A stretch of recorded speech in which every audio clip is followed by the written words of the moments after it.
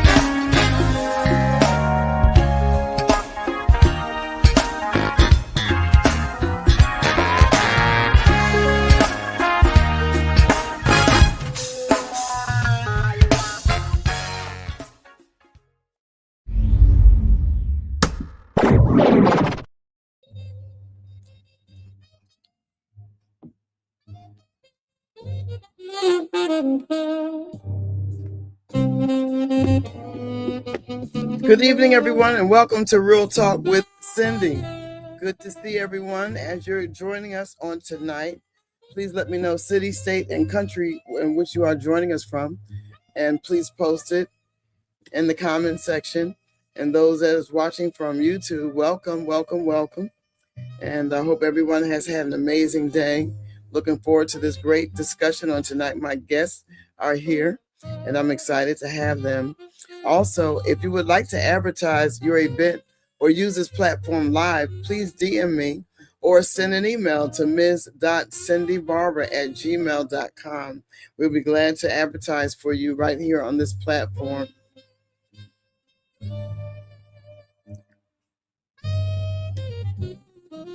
Also, if you would like to sow a seed, and many of you have done so, to this platform, my Cash App is $Cindy's Keys, $Cindy's Keys. And I want to thank you even in advance for those that have really done so. Been a blessing to Real Talk with Cindy. Please let me know city, state, which you are joining me from. Good evening, Delaware. Jay, Elliot, good to have you. Thank you for joining us on tonight. I'm not sure of the last name, but welcome. Welcome. Thank you for being here tonight from Dover, Delaware. God bless you. God bless you. Please let me know city, state, or country in which you are joining us from. And I'm so excited to have you with us on tonight. And welcome again to Real Talk with Cindy. And we're going to get started. I'm going to bring on my amazing guest that I have here. And our topic tonight is music. We're discussing music on tonight.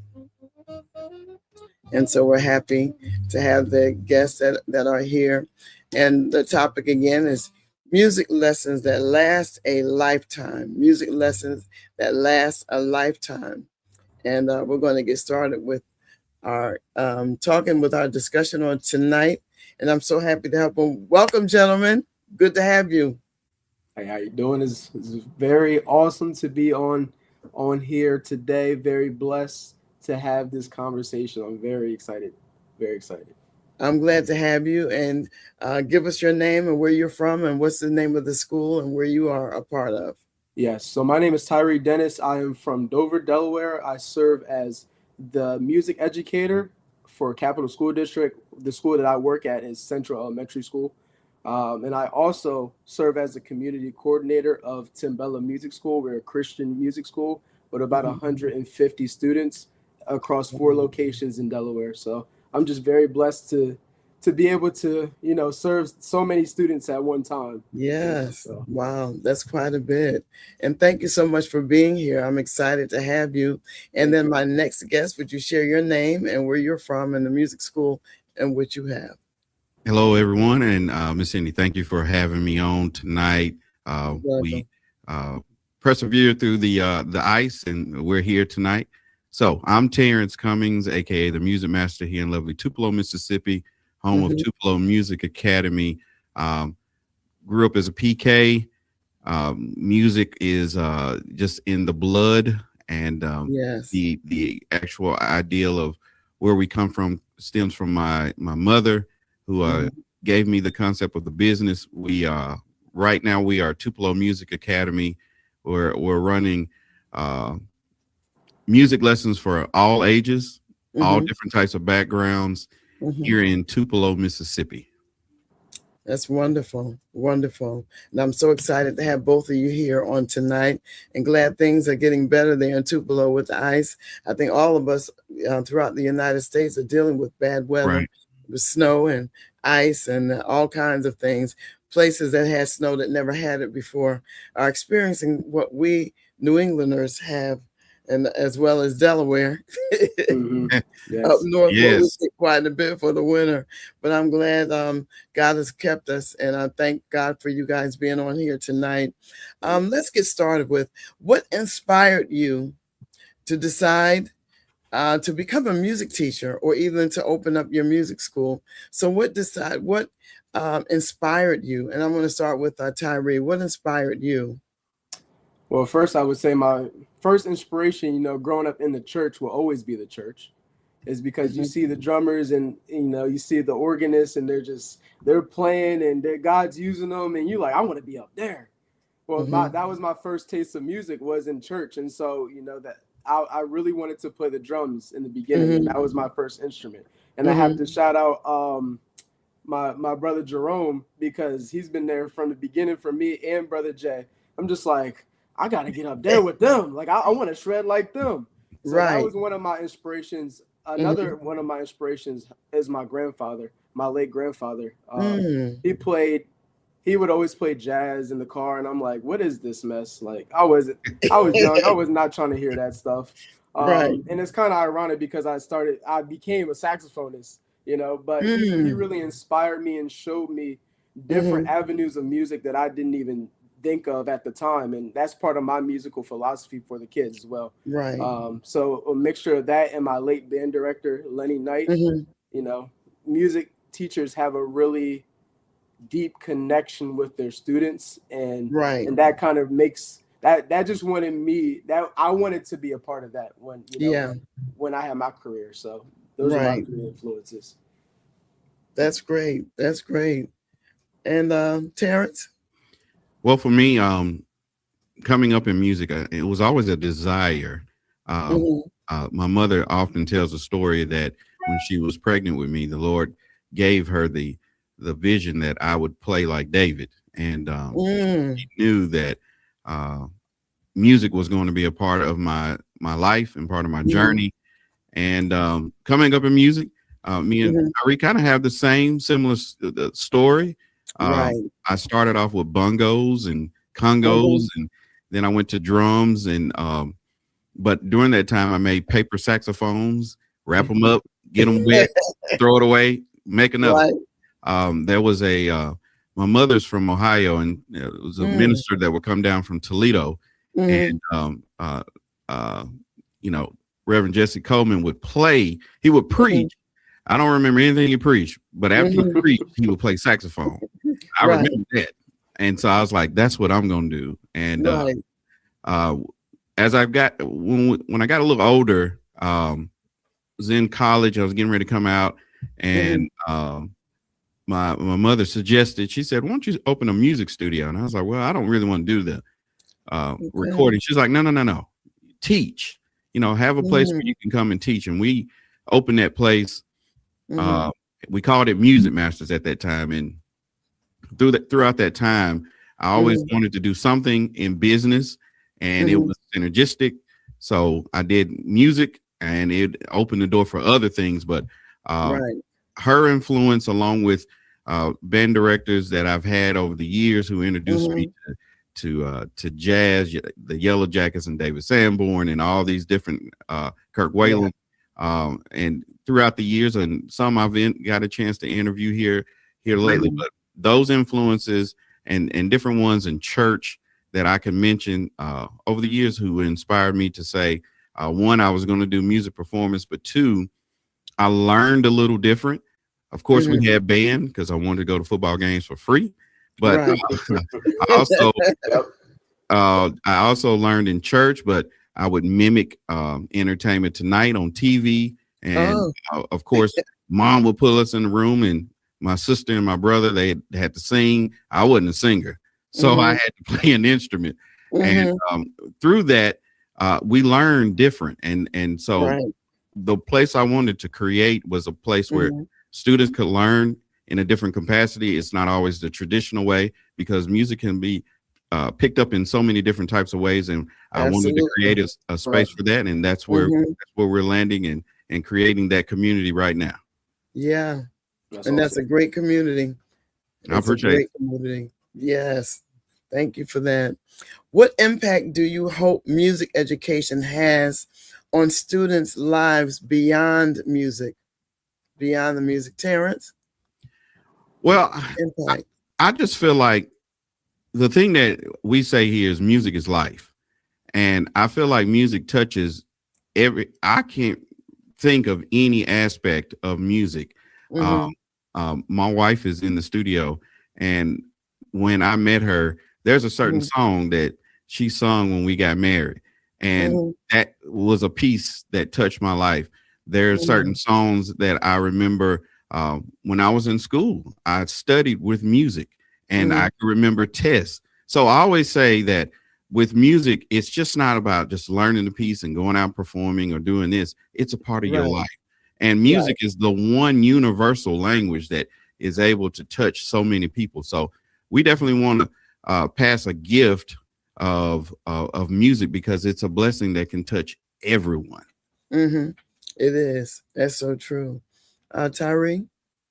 My answer is pretty simplistic in nature, because not just talking about music, because I have to speak in the realm that I'm in, which is elementary. And when I'm in elementary, all I'm trying to do is cultivate lifelong learners. How can we cultivate these kids to not necessarily, because sometimes we have to take a step back from the music, because we have to build that character first. Because if we just focus on the music, then they might not even continue in it. But when you cultivate the character and the culture of the kid, then a whole world opens up. And that's what's important to me, is because at the end of the day, like, anyone can pick up music, but for that music to flow through you and be your own.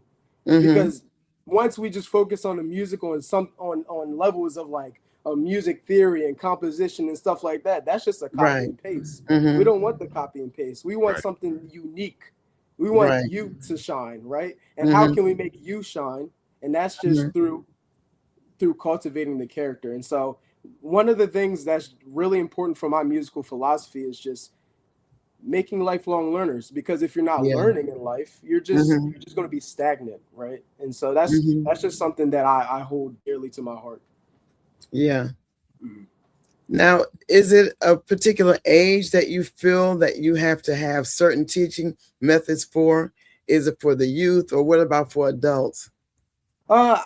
Personally, I think that it all depends on, like I said, you just have to know your student. And so I employ certain. So I don't know if you're familiar with Karl Orff. Karl Orff was a German composer, but he also had methodologies, and this is stuff that we talked about in university. And that his methodology was to essentially help kids improvise, right? And so me being a saxophonist, it's just like, oh, I love that. Like, I want kids to be able to think musically, critically, both critically and musically, while they're creating this music in the first place. And so it all depends on what age group, like you said, and the person, because we have Karl Orff, we have Kodali, which is more of singing, and I'm not a singer. I agree with Terrence. Like, there's people that can sing and there's people that can sing, and I just sing. I can hold a note, like I can hold a tune. But for certain kids that might want that interest in singing, then I would employ Kodali, would do the solfege, do re mi fa sol, and so on and so forth. You can come up with games with that. And there's a couple other methodologies that I don't want to get into right now. We can save it for later. But that, just knowing your students is the most important, and keeping it fresh. Knowing your students. And here's a question on Tyree. Maybe you can answer this question. And the question is, What suggestions do you have to get kids more interested in music and instruments to play music in community, church, etc., especially if there no music ed in schools? That's a great question. Mhm. That is a great question. First I would just say, you have to expose them. Just continue to expose them, because some kids don't even know what they like if they're not being exposed to it. So True. they might know drums, they might know piano, but what else? So I would just try to get them to explore more into music, because there's a lot more than just drums and piano. That's all they usually see. That's all I saw for a little bit until I first saw a saxophone. I was like, that looks interesting. That piqued my interest. So I was like, so it's just all about the exploration. That's what I would say. Just continue to explore, and they'll find something that they want to, because you don't want to force it on them. They might not even want to do it. Right. Terrence, what do you say to that? Well, that's one reason why my program was created. We wanted to give an opportunity for students, because some students weren't going to take the band route. They weren't going to take that. They weren't going to take the other route of just going through school, or the formal route. And since COVID, if we speak more recently, the time has gotten to where the homeschool students are they don't have an opportunity. Correct. And so what I always say is you gotta taste, you gotta see, just like Tyree was saying, you gotta get an opportunity to see what a fit is. I know we have parents that come down here, and Susie takes piano lessons and she's 10 years old and she don't want to do that, and they say, well, we're just gonna quit it all. I was like, well, hold on, she's 10. Right. She doesn't understand the whole concept. Get a chance. Yes. Maybe she might sing. Maybe she might play guitar. Maybe she might do clarinet. The thing that was great for us is that we didn't have any limitations. Going from playing bongos to playing saxophone, that's just two different worlds. But I was able to do that because there was no limitations on it. And so we wanted to create a space for students who might not get that opportunity, especially as the question was asked, if you don't have education in school. Now, I was blessed to have it, but for those, it was kind of twofold, because I had it in church and I had it in there. But our program is a little different, where it's independent and kids can come down and get that opportunity to float around and see. I always say this. The student doesn't pick the instrument picks the student. And once that match hits, then you got it. Right. Correct.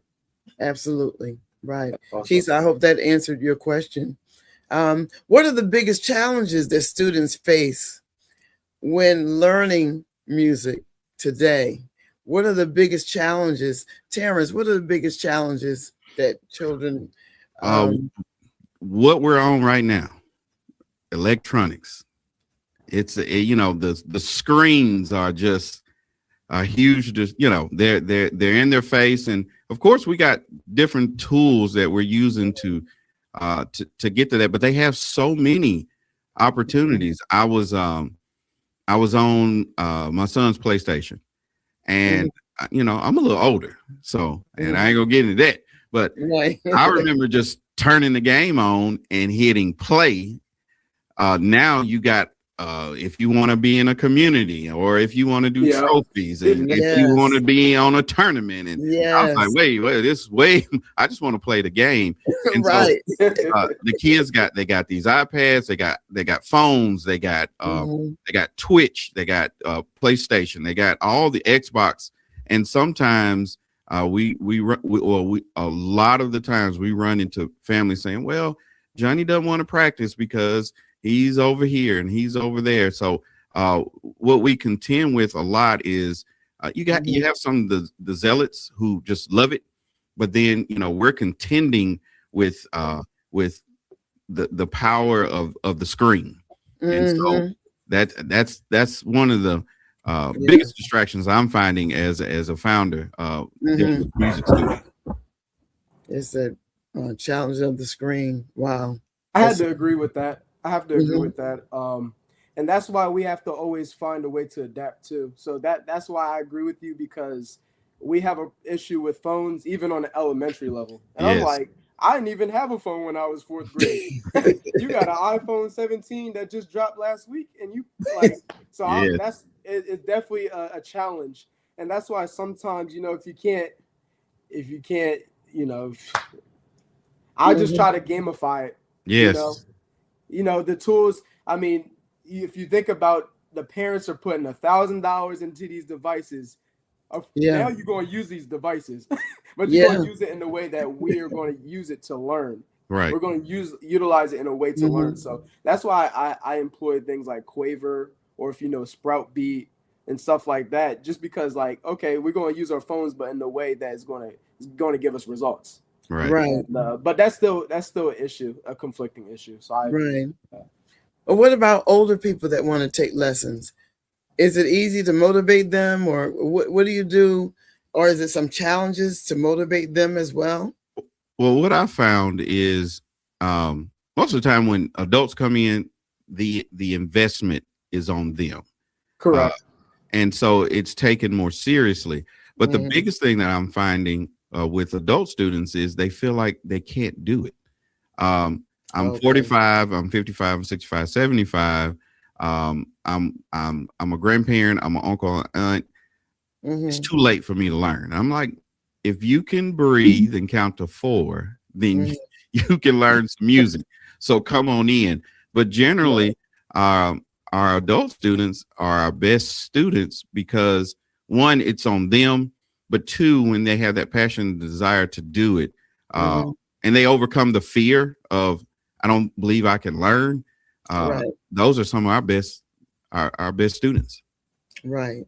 That's good. That's good. Yes, I have a handful of adult students as well. And while you said that their investment is in their hands, essentially, that's a pro and a con for me, because it's like, yes, I know that I'm paying for this service, but it's like, Mhm.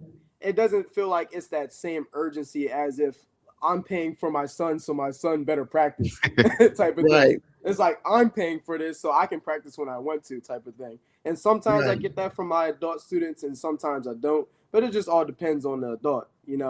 Um, Right. so I feel Yeah. you on that one for sure. That's good.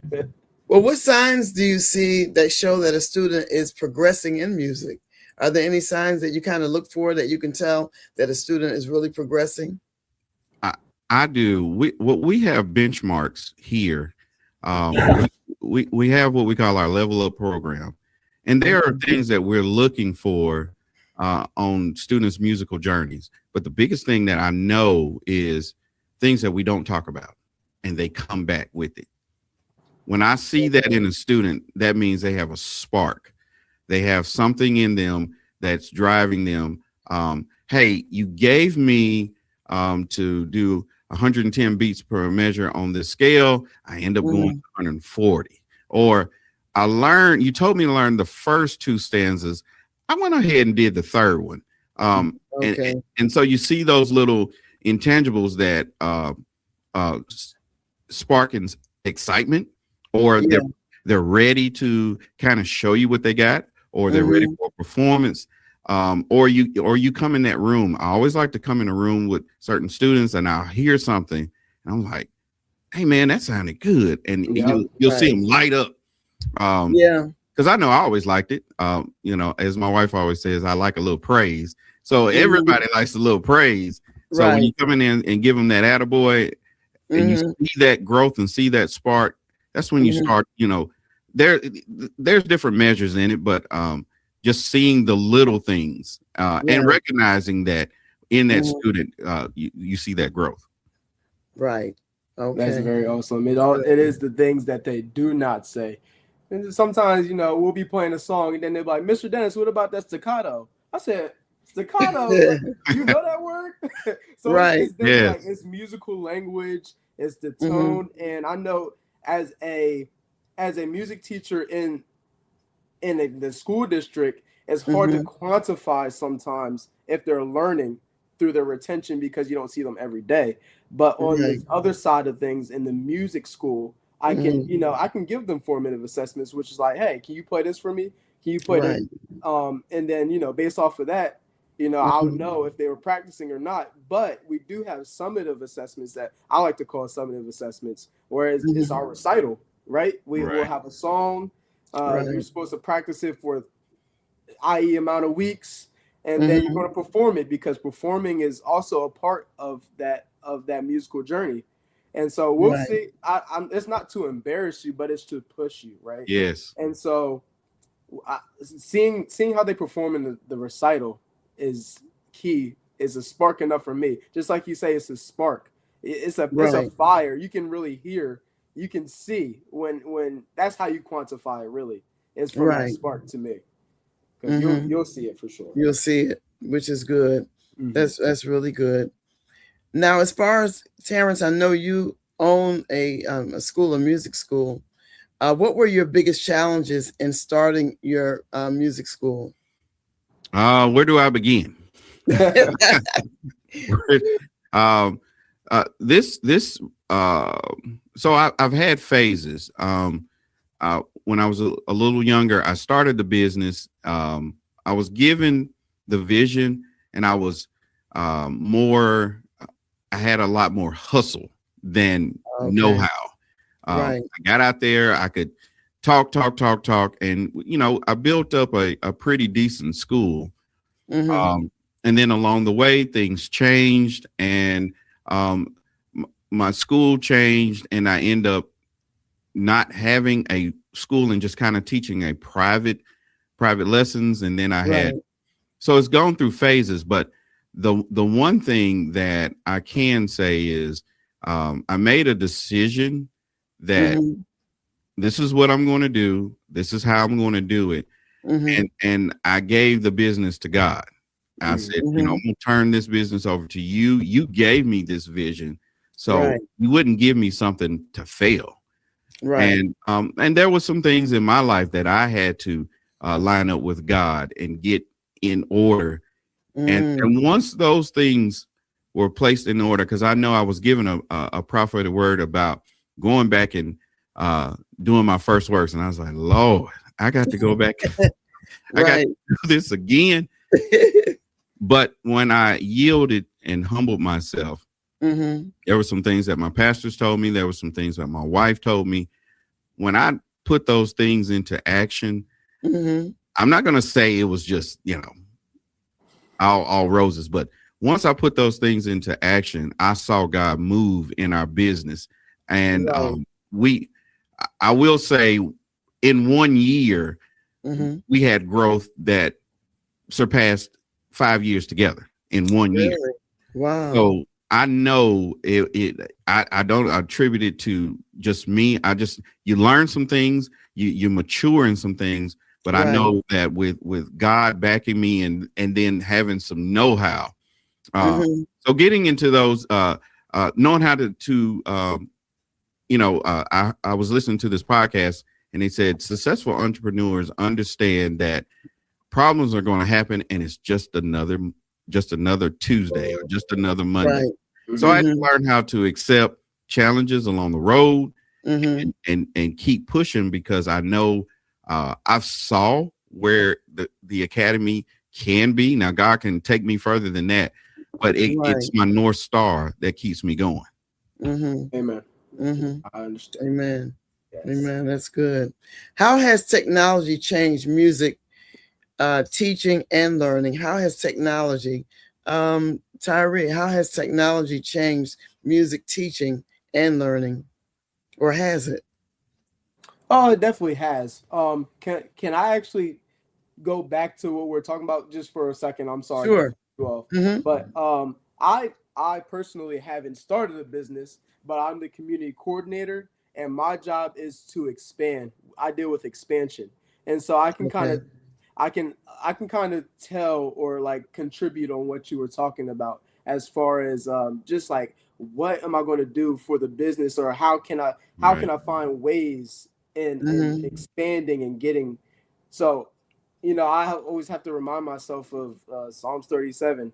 You know, So I'm always. Oh, I'm sorry. The steps of a good man are ordered by the Lord. I'm sorry. Right. It's okay.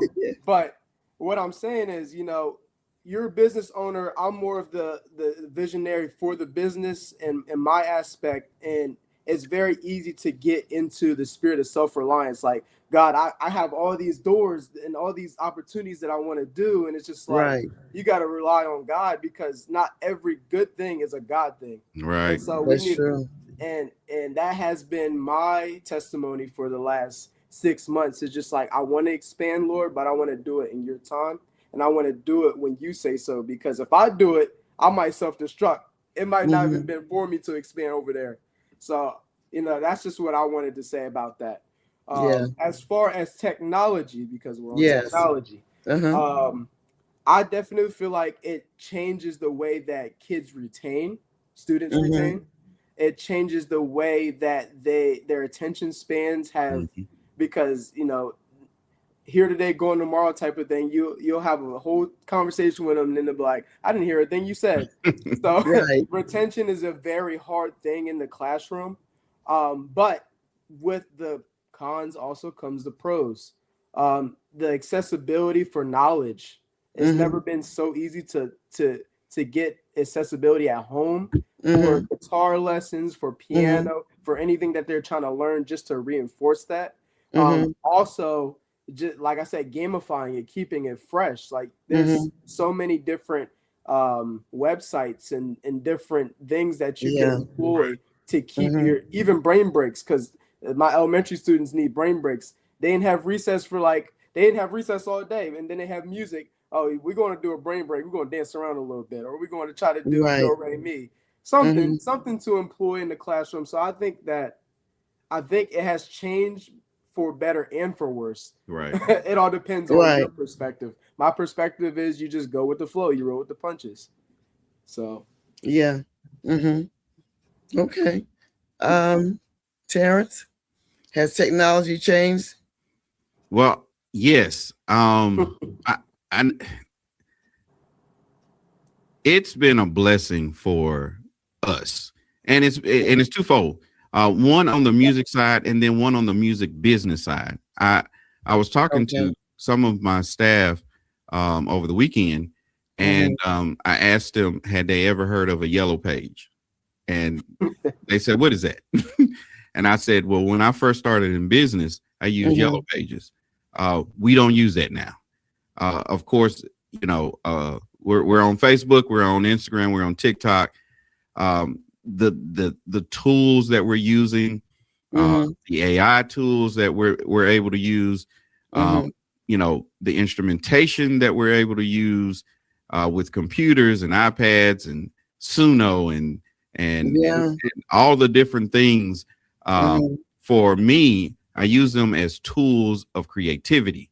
And so we implement those things into our class. Like Tyree was saying earlier, when COVID hit, 10 years ago, there's no way we could have gotten on and kept our school going if we didn't have the videos and the technology that we had. Or students could not pick up certain things or certain patterns by putting things in a computer, and it can tell you if you're playing the right note, if you're playing the right rhythms. So we use that, but of course, we don't want it to rely on it totally. We want that to only be a tool in the arsenal. So personally, I love the technology, but at the same time, I want to keep it in its place. I want to make sure that it's in check. It's only a tool. Now, it's not gonna, I don't want it to totally take over. Right. This is a tool that we use just like we're using tonight. This camera is a camera, just like a hammer is a hammer, but it's not going to take over. So, but we use it, and it's a part of it. I don't want to get to where I don't want to be that old director who is like totally lost of, we're never going to touch that stuff. Right. No, we don't want to do that. So the stuff is good, and we're going to take what we're going to take. And then, but at the same time, let's put it all together because it helps us. And that's what we want to do. We want to use it to help us. Yes, absolutely. I agree with you, Terrence. I was also thinking that, when you said it sparks that creativity, it also like it's just different. It's so many facets that you can explore. And one thing that I employed in my classroom is music production. I have a curriculum on music production because there's so many kids like you just want to make sure that you tailor to them. And some of they want to make beats or they want to do this. And I just find that so fascinating because even in the generation that I'm 27 and we didn't have that same stuff. And it's just how fast technology is growing at an exponential rate. You just have to, like you say, you have to make sure you be careful and use it as a tool and not as your job because AI is very dangerous. Yep. Very dangerous. Yeah, it is. It really is. And we have a question here, and I'm going to post that. And the question is, how many instruments do each of you gentlemen play? And what instrument you say identifies you? Great question. Yeah, I saw that question earlier. For me, going back to what I always say, the student doesn't pick the instrument picks the student. Saxophone always called me, but rhythmically, I'm always beating, tapping. Ever since I was a kid, they would tell me to be quiet because will make beats with my mouth, this and that. I play bongos, I play drums, I play saxophone, alto and tenor, and I also have an EWI, that electronic wind instrument. So those are my instruments that but alto sax is the one that I hear. As Miles Davis said, I hear music all the time. I hear it all the time. Yeah. For me, I have I have brass students, I have woodwind students. I'm primarily the woodwind instructor, so I try to keep it at flute, clarinet, saxophone. But I do have some trumpet students, and I dabble in the brass instruments. Didn't say that was my favorite, nor is that my most capable. However, I do play brass instruments. With that being said, I am a saxophonist at heart. Particularly tenor sax. I have a niche for tenor sax. That's just the sound. It's like that's what called to me. So I feel you on that, Terrence. Yes, sir. Yes, sir. Right. That's good. How can churches, schools, and communities better support music education? That's a subject that I had my father on. We did a podcast about that, and it's about investing. We were talking about investing into your ministry, right? And we have those kids that run up on the stage. I know Mr. Dennis said this earlier. When I was younger, you run up on the stage, you want to play. Right. I know I was the guy looking, ready to play. And sometimes you go to these churches and you see people say, hey, get off the stage. And I'm like, no, let them.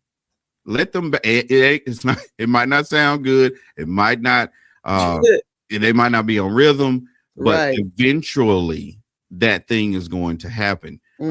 Right now we're on the 1% get better, 1% every day. And if you give those kids an opportunity to play and just and touch, so we're saying give them the investment, but also put something behind it.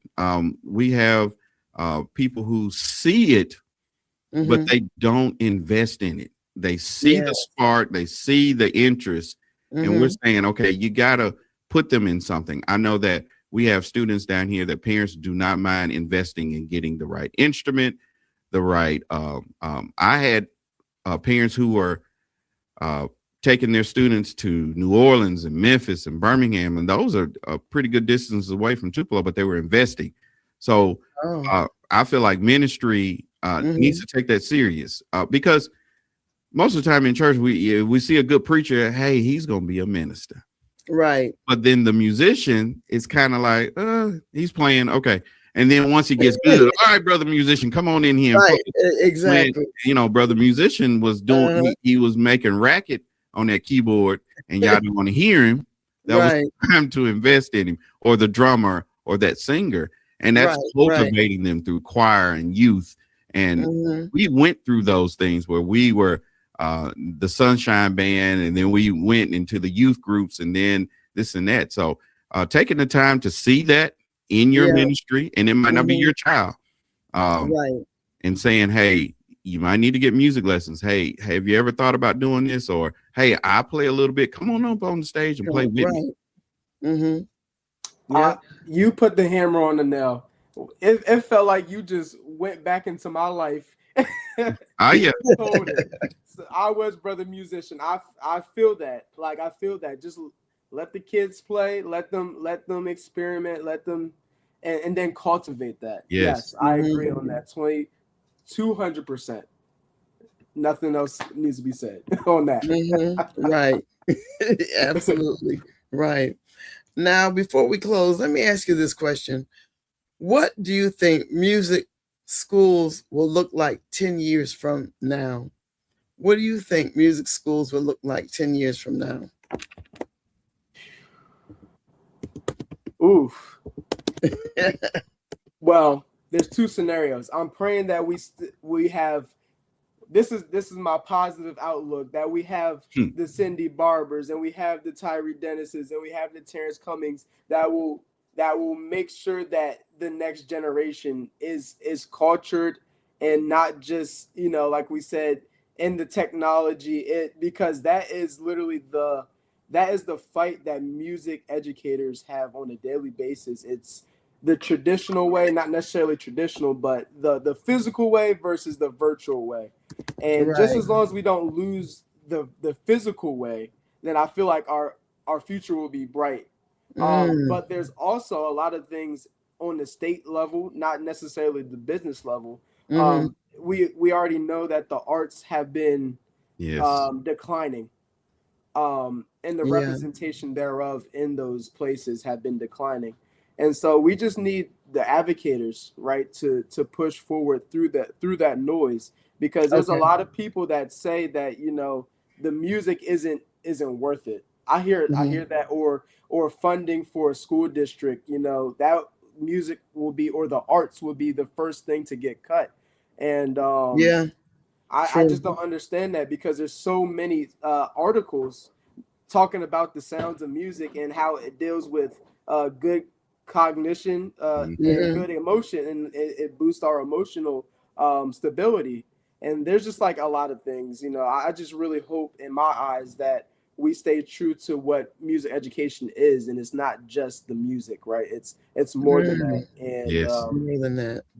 We just need to push forward, because if we avoid the collision, we miss the impact. Yes. And so I just want to make sure that we leave an imprint on the society to know that this is important for the students. And so in 10 years, I pray that the Lord opens the people's eyes to see that, music education is not just music education. Right. So. Right. Absolutely. Terrence? I really feel like music will be fine. I think that we go through seasons where we go through change. And right now we have been disrupted on a major scale in the way music is presented, the way it's learned, who gets it, how it's distributed. And I feel like once that is kind of shaken out, I feel like music is one of the things that, even though they're doing a great job with AI of sounding like this and sounding like that, but just like a fingerprint, to have, and I know Tyree could understand this. If I heard David Sanborn, Joe Albright, Charlie Parker, Kirk Whalum, I know distinctively who they are without even looking at my phone or CD or whatever. And I feel like with music, it's authentic, and it's a creative part that I feel like God gave us, and that it'll be fine. I just because there's so many of us who I know things were passed down to me. Right. We're able, through like what Mr. Dennis is doing, what I'm doing, we're teaching others, and those seeds are not going to go unfertilized. Someone is going to pick up the torch and keep it going. And for me, I feel like it's going to grow exponentially. I'm excited about what's going to happen in the next 10 years because I'm old enough to see some things and see how things kind of come full circle. And right now we're kind of turning the circle with now. I don't know exactly how everything's going to turn, but I do really feel like the arts is I feel like the creatives are going to be people who are in charge, who make decisions. And I don't feel like music will go anywhere because of that. Yes, it's so true. And like you said, with more creatives coming on the scene, they're going to keep it going. Yes. They're going to keep it going. So as we close, I want to thank you, gentlemen, for being here tonight.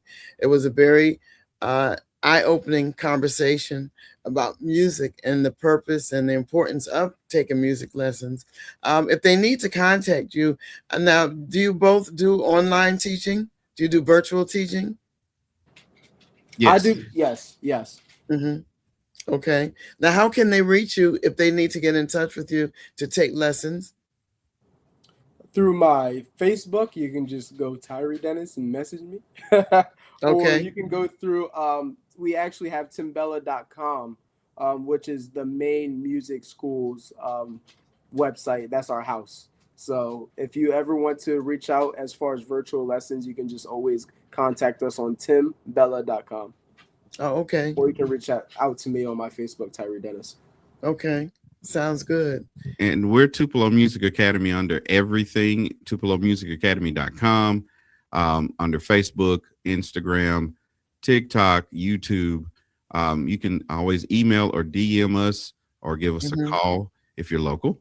But online, you can find us at tupelomusicacademy.com. Put in the information. We do have students who are outside of Mississippi that do take lessons with us online, and we'd love to have you. Yeah, sounds good. So you all have all instruments at both of these schools? Yes. All instruments, tuba, even accordion. Yeah, we do. Yeah, we go from ukulele, really, all the band instruments and voice and strings, and like I say, and everything in between. Wow, that's great. That's really good. And I want to thank you all for being here again on tonight. I really appreciate this conversation. I'm praying God's blessings upon you, upon your school, and Tyree also where you are. And I'm hoping that I get a chance to visit both of your schools. And Michelle Somerville says Mount Carmel Church of the Living God and the entire Delaware Diocese Church of the Living God is proud of Tyree Dennis. Woo! That's good.